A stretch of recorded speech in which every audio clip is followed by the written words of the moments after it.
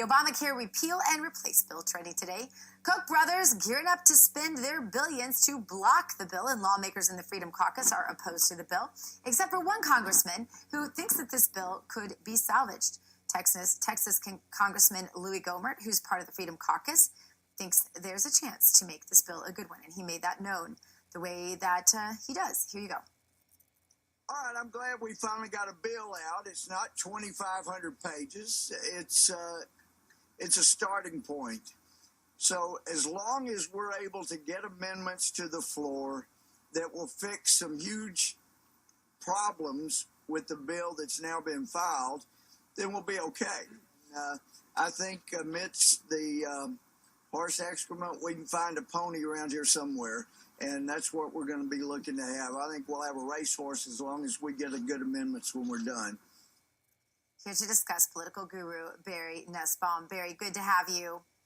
Great to be here, Dr. G. Barry, it seems to me like everyone rushed to judgment on this. I mean, the circular fire started so immediately. And I think, honestly, if I'm honest about this, I think it has to do with two things. One, the establishment. Like, I'm tired of saying the word. It's such a part of our daily issue.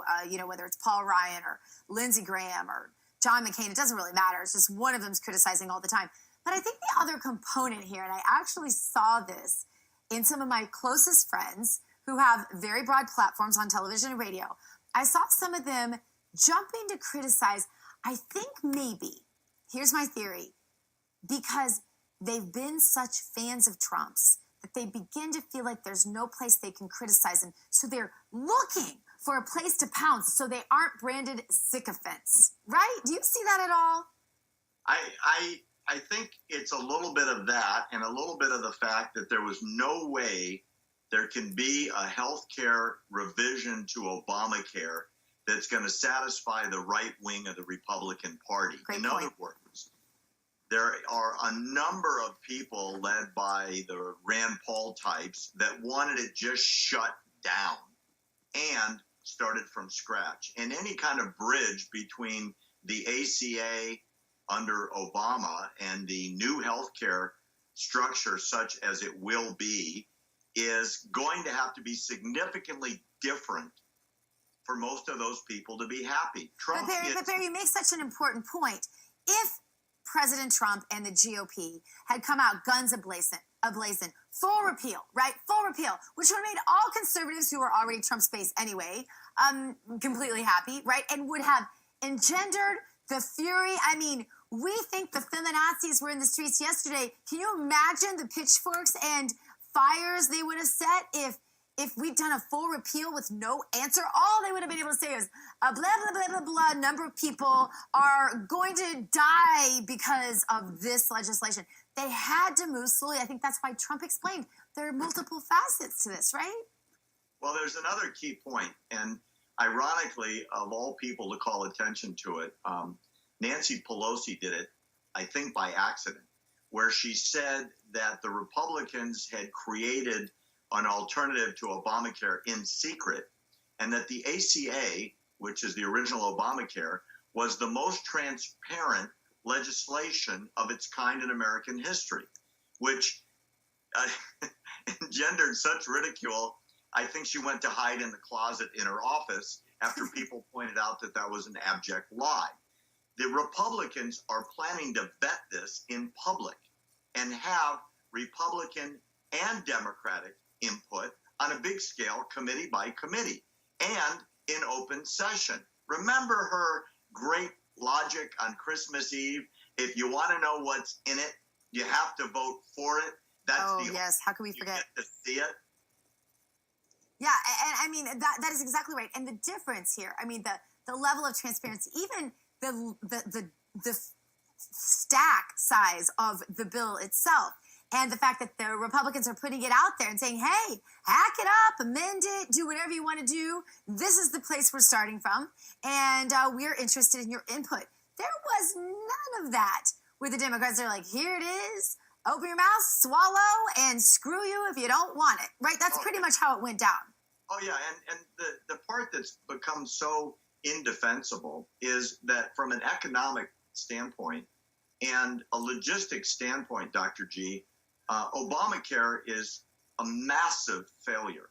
Remember, there were supposed to be exchanges where you got choices. Now, almost all the exchanges have collapsed. In many cases, there's at best one choice. You can't buy across state lines.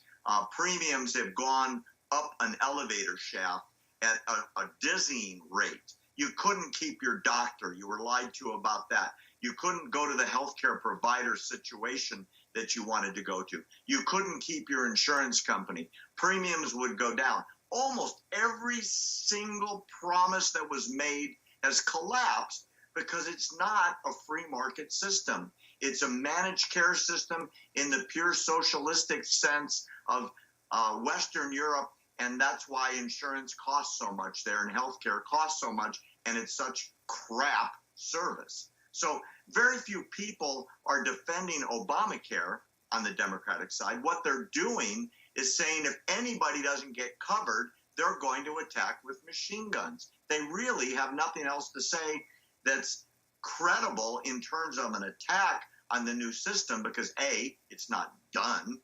B, they will have their day in court. Everyone's going to get to participate. And the fact is, you can't defend a system that economically, structurally, and procedurally has literally collapsed. Yeah, I understand the strategy here because I think that, first of all, they addressed Medicaid expansion. They cut Medicaid expansion. That's a big deal. They added in medical savings accounts. That's a huge deal. They defunded Planned Parenthood. That's a big deal. There are several things that are left out. They cross state lines purchases, some of the other things that President Trump has repeatedly said will be added. They're just not there yet. Even the mandate that they left in with no teeth because there's no fine. And so if there's no fine, there's no actual mandate. People don't seem to be able to do general math anymore, but they're all majoring in feminist studies, and that's what's wrong with our culture. But Barry, it doesn't, I understand the Freedom Caucus even saying, hey, we want to add these things because they can kind of play good cop, bad cop with Trump, and I think that's a good thing. He's having him over for pizza. He didn't invite me. I think it's really important to keep in mind this is just the starting point. This is not the end point. Obamacare was backwards. They wrote it in private.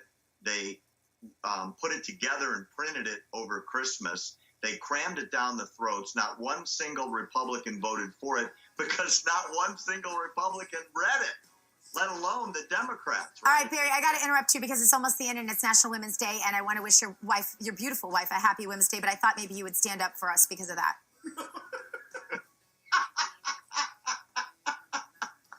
It would be the end of my career with you, but happy Women's Day to you, gorgeous Gina. Back in a sec, stay put.